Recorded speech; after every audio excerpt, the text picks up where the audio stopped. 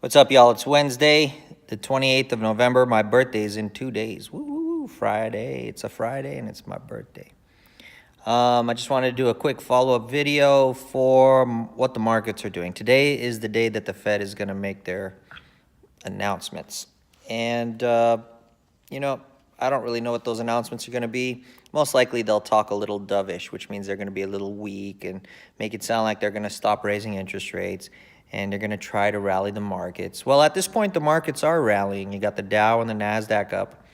But I have a feeling the markets are loading the bullets. In other words, they're loading the bullets into the gun and they're cocking back the trigger. And they're pointing it at the Fed so that the Fed feels threatened, so that they'll speak more in line with what the market wants. We're supposed to have an independent Fed, but yet the markets tell us what they want, and the Fed kind of goes along with that. So we'll see if the Fed comes out and is like, oh yeah, I think we should kind of have a more wait and see kind of attitude about what we should do. Then the markets will probably stay positive. I doubt that they'll take off because the markets want to hear that the Fed is going to cut interest rates, which I doubt they're going to do. They're going to continue their interest rates. If they say they're going to continue their interest rates, you'll probably watch the markets dive again, like interest rate hikes, I should say. You'll see the markets dive. That will be the pulling of the trigger of the gun and releasing the bullet. So they're cocked back right now. We'll see what happens. But again, I'm long-term negative. I'm in my short positions. And I think that markets have tried to, some of the manipulation in the markets have tried to trigger a short squeeze because a lot of people are negative on the markets and they will want people to unwind their short positions. But, when you've got GM laying off workers and closing factories and shutting down production of 5 vehicles, it's not a good sign. And you got other bankruptcies that are going on. The economy is not good. And you also have a simultaneous Trump sit down with China to see if they can hammer out a negotiation agreement and maybe have some of the tariffs unwind. And the markets may go positive for some of that if there's a positive outcome to that. I think China will and Trump will probably come to an agreement short term. And, it's going to be a little Peasley one because, both of them don't want to give in. But they will do a little political maneuver for the markets just to show the markets that, hey, we're trying to work in your favor. So China's stock market and the United States stock market can rally together. But in the end, they're still going to have the tariffs on. We just won't know about the major tariff issues, and they'll probably rehash that trade war later on down the road. Right now, though, that's making me think maybe I should unwind some of my shorts or have some long positions to kind of hedge that just in case that happens. But in the long term, I'm not going to completely unwind my shorts. Because they're trying to shake me out of my insurance. And in the long run, the credit bubble is just so deadly. And you're seeing the real estate markets around the world starting to collapse. So the banking system has lowered their lending standards, which means they've increased everyone's FICO scores as of the new FICO score rating system that's going to be coming out. So a lot more debt's going to be introduced. So I don't think we're at the crash yet, but I still want my insurance there. But if it starts to hurt me, I'll unwind them. And if I can get a short-term gain in that time, I'll take my profits quick because volatility is the factor. We're seeing just like 2008 all over again. The plane is out of gas and it's just coasting and kind of doing an up and down motion, trying to get its footing. So here we go. It's 2008 all over again. When that crash happens, it's going to be ugly unless Trump can do some miraculous thing like create new energy sources for free and free energy and technology can boost productivity in human beings so great that our economy just takes off and we all become so rich that We can pay off our debts so easy. I don't see that happening. I am still long the dollar, and I'm just going to watch and see. Maybe I need to unwind my shorts. But as for the migrant caravan, boy, did that fail. Boy, did the communist propaganda media fail on that one. You had Jim Acosta coming up there and accosting the president during that press conference at the White House that lost him his White House hard press pass, and then he got it back temporarily. But he was really proved a fool. I just love recordings of people saying so that they get out in the public and they say things like, oh, the migrants are thousands of miles away. Well, a couple days later, they're up at the border. And Obama, too, going, we're afraid of this caravan. And guess what? The caravan did come, and they were violent. Just like they were saying they're peaceful and they're all women. No, they're all men on the video throwing rocks and squeezing through the fences. You didn't see women squeezing through the fences. You only saw it for, like, press photo ops so that they could do their propaganda. But everything was proved wrong, and the people are not here for asylum. They're going back home now that they found out it was hard to do, and the winter is coming, and the rainy season in Mexico is coming. They're going to go back home to Honduras to wait it out so they can come back for asylum. Well, how can you claim asylum from an oppressive regime, but you can always return to that regime and not worry, and you call that home? That tells you right away their language, their behavior. They're only looking for jobs. They're not looking for real asylum, which is oppression. Because if you're really looking for asylum, you wouldn't return home. Because once a government knows you left, the moment you set foot back on the soil of the oppressive regime, they will kill you. They will kill you. Political asylum means you're afraid that they will kill you and you cannot go back. So you are seeking asylum. And that means you would also seek it in the first place that it's offered, which is in Mexico. And they denied that. They want to go to United States. Some of them want to go to Canada. Some of them are lying about wanting to go to Canada, so that everything they say, we're like, oh, well, they don't want to stay here. We'll let them pass through, kind of like stupid Mexico did. Let them pass through. And now, look, they've got a huge mess there of a bunch of immigrants staying. A few are going home, but a bunch are staying there just waiting it out. And so that's an economic burden for Mexico. And a lot of the Mexican people are pissed off at their government because the government allowed that to happen. And I think come December, we're going to find out a lot of interesting stuff. I mean, they just subpoenaed Comey and Loretta Lynch to come in and testify. And President Trump announced that the FBI discovered new emails that Hillary Clinton had deleted in the past, but they are there now. I feel like something big is coming. Trump is actually carrying through his promise that he's going to prosecute these bad guys.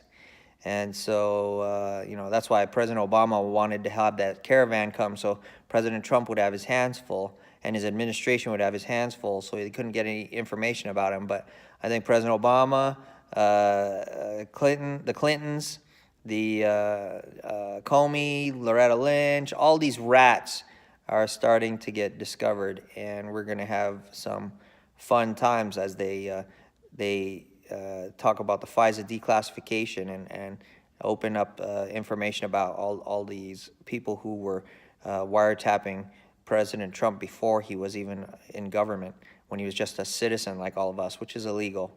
So and we may find out other things, like there was a Democratic Party official that was just discovered for video streaming sexual material involving children. So we're going to have a lot of things coming in December. I think it's going to be fun times when we watch these evil people see justice for the first time. And how that will react with the markets, I don't know. It could be negative. There could be some downtime during that time. There could be some craziness going on with martial law, where President Trump may have to declare martial law in order to get a handle on things. I don't know what's going to happen, but I try to prepare for all that stuff. See, it was good that I was long oil, because Ukraine and Russia incident, it's like they tried to start a war with Russia, and Russia didn't fall for it. They did a pretty good job of, Yeah, they showed some aggression by bumping the tugboats of the Ukrainians, but it was just a nudge, basically. Did not sink the Ukrainian ships, which they could have done, and they took care of the people on the Ukrainian boats that they injured. So, interesting times coming. We've got a lot of false flags. They're going to try to take our guns, I'm sure of it.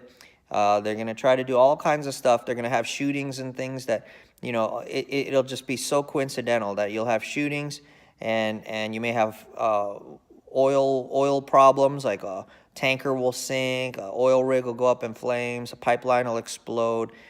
I just feel that because overall I'm negative on oil. If I'm negative on the economy, I would be negative on commodities, right? Oil is one of those things that I'm not negative because it's a political tool. And I think that even though people are short, it's the best thing that they can get a squeeze out of. So they tried already with Ukraine and failed. And it's possible that Poroshenko is trying to get the ability to declare martial law so that he can either stop the elections that are coming up or try to influence them so he gets reelected. But oil is a tool in that, and there may be some other thing coming down the road. So we'll see what happens. I'm gonna stay long oil, and so far it's been okay. I haven't made money off of it, but I haven't lost any money off of it. I'm a little bit above even at this point, but we shall see. With the Fed raising interest rates, oil may just plummet, and if that happens, at least I'm long the dollar, so I'm hedging my oil position, and I don't have a very large oil position. I just put it on because I believe the world is run by Satan right now, and God is cleaning house. But Satan is still in control of the world, so he's going to do things to hurt Christianity and good people who, they may not necessarily be Christians, but they're good people, and he'll want everyone to be depressed and sad and angry and upset during the Christmas season. All the more easy it is to have another false flag for the Democrats to go up to someone and say, hey, why don't you kill this person, and give them a gun that they're not supposed to have access to in a highly gun-controlled area where no one has guns because the government has taken all the guns away from them. But they give them to this one guy who goes in and shoots everybody, and nobody has defense. And then the government comes in and says, hey, let's take everyone's guns away. And everyone goes, oh, my babies were killed, so sure, take my guns, without realizing it. They're giving control to the murderers of their children. They're giving the weapon controls to the government, who will then use those weapons against them. The government does not take guns from themselves. So people, I see a lot of people waking up, but it's a slow process. I was talking with someone about CNN being fake news, and they're like, yeah, but the most educated people watch that. And I'm starting to realize that the higher your education, the lower your intelligence quotient. So IQ and education seem to be inversely correlated. So because educated people seem to just suck in information. They don't process it very well. So they're easy to go into school and train. You can be that's why most of the teachers are leftist, and the students come out leftist, because the teachers just spit information and the students absorb it without questioning it, without processing it with their brains, using their intellect to see, is that true? Is that false? Should I be learning this? Is there a better way? That's why the world reinvents the wheel. They never learn their lesson. They just keep repeating the same mistakes over and over again, and they're so easily fooled and propagandized because they don't learn their lesson. And that's why you get relationships that don't last, because people go with people that lie to them. I'm going to love you. I'm going to take care of you. And they cheat on them, and they do all kinds of stuff. And then they're about to break up, and they're like, no, I didn't mean it. I really love you. And then they go, okay, I'm going to come back. It's a world that's abused. It's like an abused a spouse that just stays with their mate, even though the mate is abusing the crap out of them, because the mate talks a good one and keeps playing on their insecurities and their lack of confidence, and keeping them by their side as long as they can, until that one day when it's like you finally have the intelligence to go, it's not working here. I'm getting hurt pretty bad, and I haven't been getting any benefit out of it. That's the day that the American people will wake up. They'll be tired of being abused by the Democrats who have lied to them, who are in their face lying to them, and in their face being proved wrong, but yet they still support them and vote for them. They're being taxed the crap to death. Their money's gone, and they still vote for gas taxes and carbon taxes and income taxes and wealth taxes. And then they want to become communist, Robin Hood, like Bernie Sanders, where they steal from the, quote, rich and give to the poor. Bernie Sanders is the rich. Is he going to steal from himself? Please. Start thinking, people. Start using your brains. Shake my head. I pity the world, and I pity my kids growing up in this world where people are just so slow to use their intellect and their understanding, and they don't educate themselves. So you get like Ocasio-Cortez, who's now in our government, and she doesn't know any history about our country, and she makes false claims. She doesn't know economics. She doesn't know history. She makes all these false claims without any cited documentation or data, and people just go with it because they don't know any better either. The stupid people vote for their own. So when you are like in Honduras and you have an oppressive government, it's because you were oppressive to yourself. You were stupid to yourself. So you voted in a stupid government that would be stupid to you too. The people get the types of officials that they deserve. And with that, I'll leave it at that, or this video is going to go on for an hour. If you like this, please hit that like button, subscribe, but most importantly, share. And smash that notification button so that you know every time I put up a video, because I don't do it consistently, but I try to do at least 1 or 2 a week so that you get updates. All right, y'all. Have a good one. Peace.